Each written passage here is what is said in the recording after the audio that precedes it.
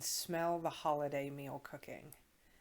I have women in my family who were in the kitchen and cooking and shooing out the men as they were coming in to get a taste, fussing about the dogs running in under their feet and the kids. And then everybody would come together. We would sing Christmas songs, and my mom always has an arsenal of Christmas songs that most people have never heard of. Look up the 12 Days After Christmas. It was something that we would sing as kids, and it brought the adults a lot of joy. Holiday traditions are something that ground us and root us in our past and allow us to see into our future. And so for this week, I thought we could talk about traditions. Happy Monday. Thank you for joining me for this week's Weekly Wisdom.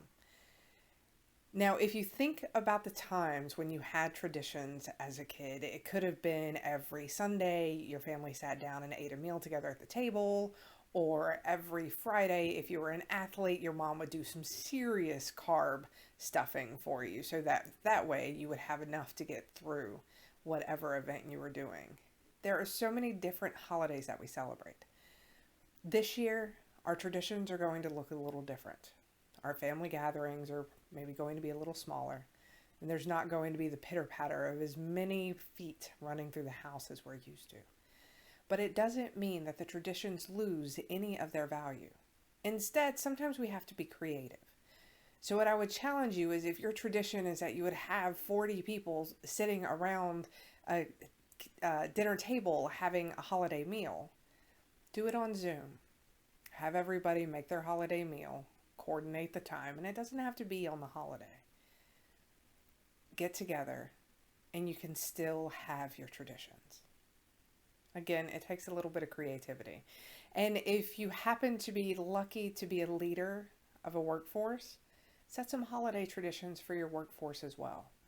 My very first holiday as a management intern at the Disney's Animal Kingdom in the land of Africa, I got presents for every single one of my cast members. It was a small enough team that I was able to do it. They got bigger as the time went on, but at that time we had a lot of international cast members.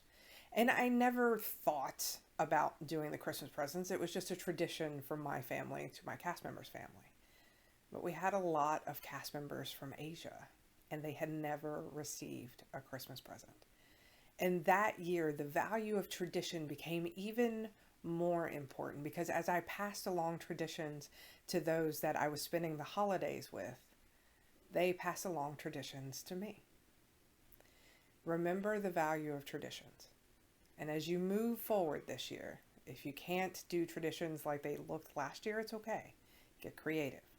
And if you are a leader of a workforce, set traditions. Ask your employees about their traditions.